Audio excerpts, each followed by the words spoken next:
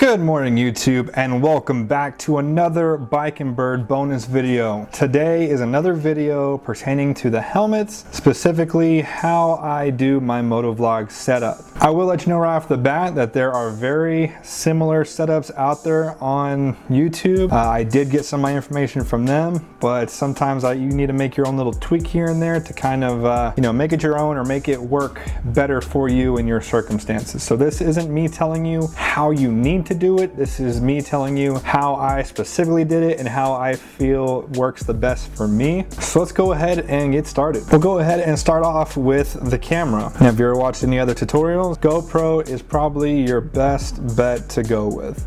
Some other people like the Drift HD. Me personally, just with my background in media, nothing compares to the GoPro. I don't think anyone has the capabilities as far as resolutions and frames per second, as well as the bitrate is, I believe, the highest out of any action camera out there. Now, if you're uploading to YouTube, of course, we all know they limit your bitrate, but that's a whole other story for a whole other video. So I have the GoPro Hero4 Silver. Now, if you are familiar with GoPros, you know that is not the top of the line. The reason I went with the silver as opposed to the black, there was really two main factors. The first being that the Hero4 has a screen. Now, you're saying for motovlogging, that's probably not a big deal because, you can't see your screen when it's attached to your helmet anyways, but I use my Hero4 for a lot of other things. I even use it for some vlogging here and there. It's a very versatile camera if you know what you're doing. The second being, I just feel like the capabilities of the black were a little overkill what I'd be using it for. Now, if I was making some, cinematic movies or possibly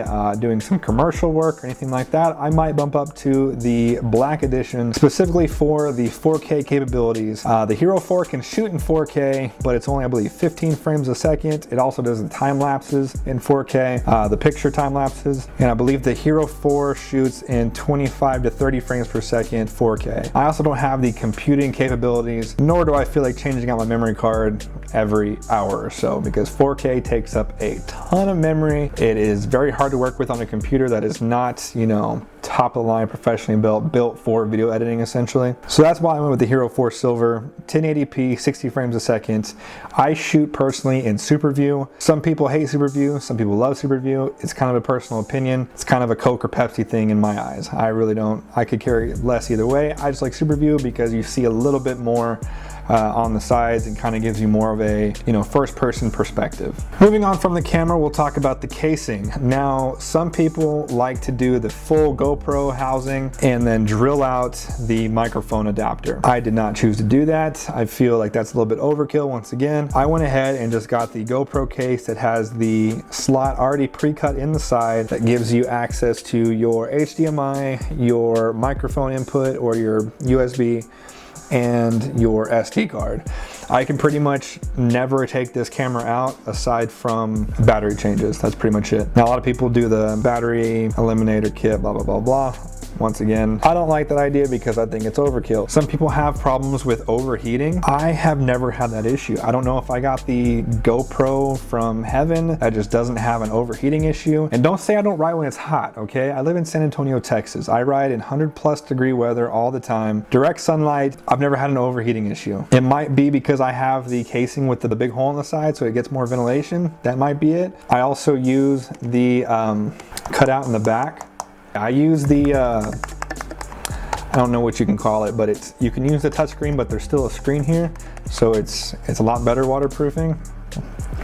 Granted, this isn't waterproof at all because of that big hole in the side, but it's definitely water resistant, I would say. But maybe that helps with the overheating. Maybe some more heat gets through that. I don't know, I'm not a scientist. All right, moving out of the housing.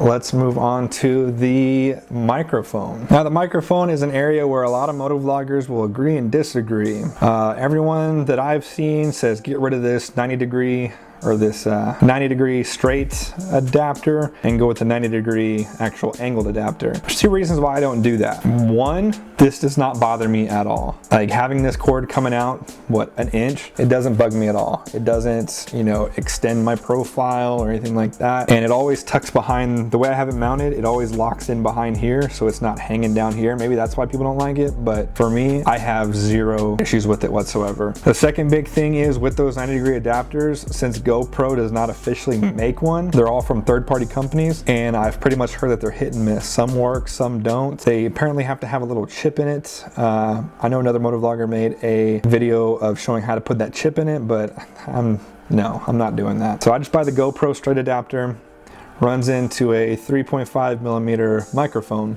which brings me to what kind of microphone I use. I use the, pretty much, I mean, it's one of the most used microphones for motovlogging, I believe, is the Sony ECMCS3 microphone. It's a clip-on style. I'll actually show you with, because I actually bought two. I have one for my motovlog helmet, and I am actually using one right now. As you can hear, the audio on it is great, and I believe they're only $17, which I mean, I think it's definitely the best bang for your buck.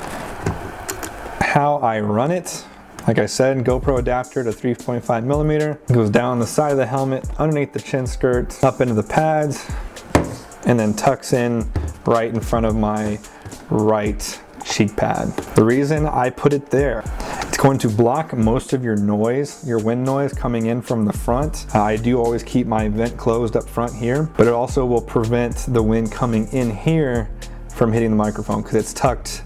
And if you see my finger, now I'm touching it. So it's tucked pretty low and pretty far up against the cheek pad. You'll also see that it's covered in a material. Now this is your standard dead cat material. No, it's not an actual shaved cat. It's just a term that they use for the material to cover the microphone. This is gonna cut down your wind noise. Now I'm going to credit, I believe it was Ian 187, pretty much showed you how to wrap it around this style of microphone. I tried actually doing the clip-ons on both sides. Didn't like how that worked. It didn't stay on. So I just did the double-sided tape. You pretty much take double-sided tape, wrap the entire microphone except for the two ends, wrap it all around, and you're good to go. I'll include the link for the dead cats that I purchased. They're a little expensive because they are the clip-on style. If you can find the material by itself, that's all you really need to do it how I have it set up. I just bought those and decided there's no reason to go and buy material when I can just cut these up and pretty much make it perfect. I'm extremely happy with my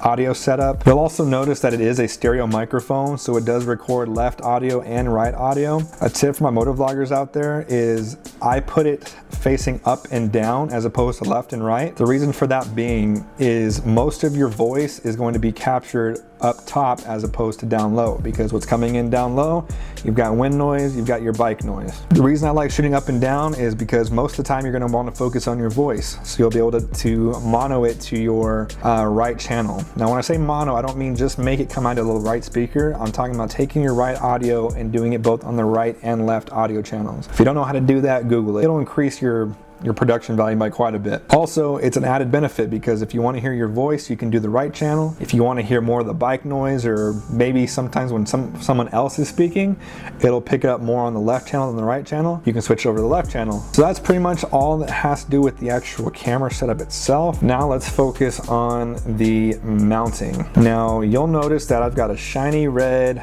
thumb screw. This is not GoPro standard. This is from a third party called CamKix. It is an aluminum GoPro thumb screw. It's just a GoPro screw, but it's made of metal and it's red. Now I can't exactly endorse these guys because I have had to make a repair on this already. I don't know if I just had a defect or what, but essentially what they do is they'll take this bolt and then just thread it into here, and essentially mine came apart. Essentially I had it screwed in like so, like a normal GoPro screw.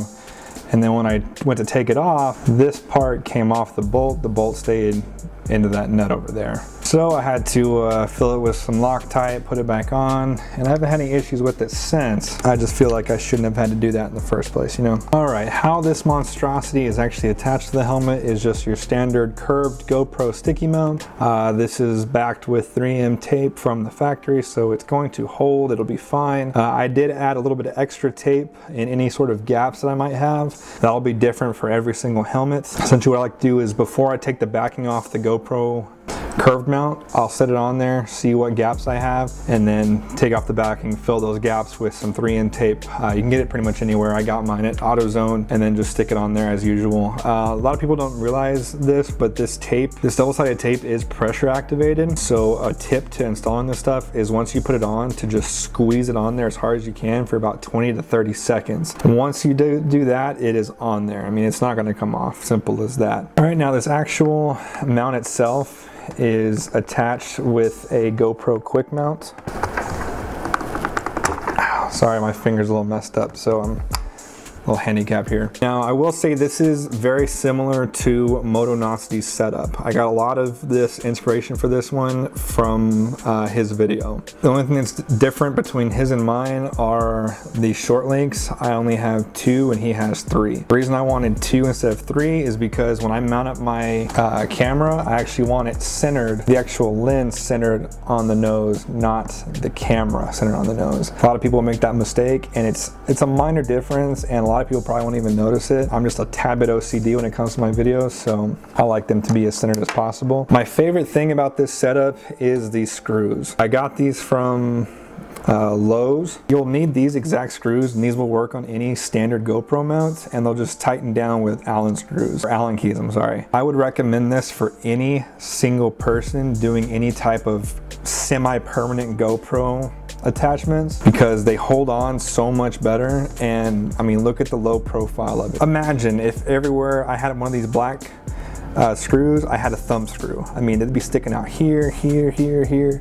It would look terrible. The screws that you will need are socket HD cap screws. What you'll need to be looking for is this right here. It's M5 and then 0.8 or 0.80 by 20. Like I said, you can pick these up at your local hardware store. I got mine at Lowe's. They're going to be in the hardware section in those drawers. I think I paid like 97 cents for these. They're stupid cheap. I don't think I paid more than, I definitely didn't pay more than $5 for all of them, and I got quite a few. So yeah, M5.8 or .80 by 20. I'll go ahead and put that in the description as well. Onto the actual mounts here. I don't know exactly where I got these from, but I will tell you the only GoPro mounting kits I've bought are the one that comes with the actual GoPro, the suction cup kit, and the helmet front mount kit.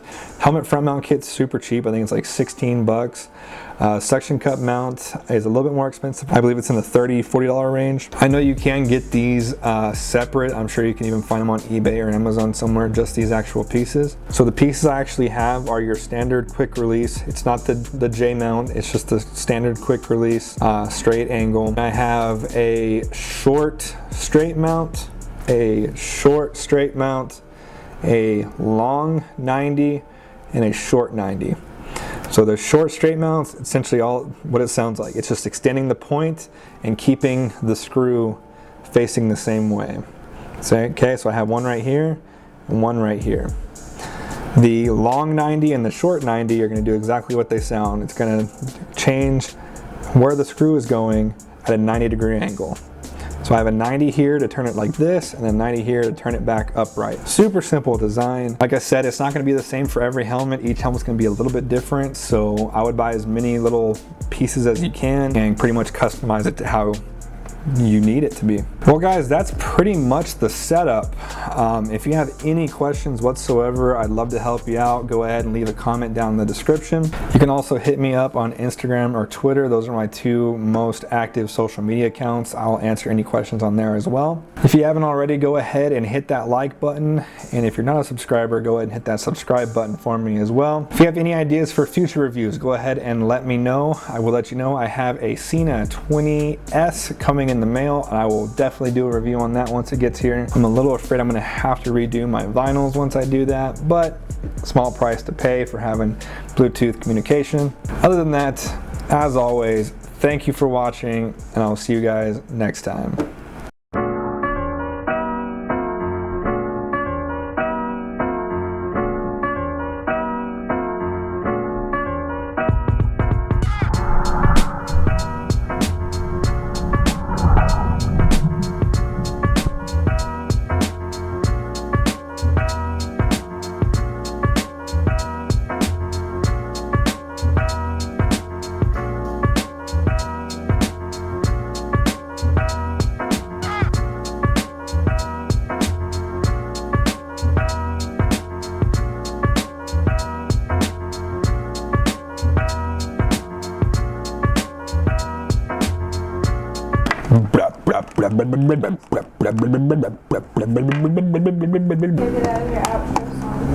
It was, but it's not the right one because it's a bonus video. So it's more like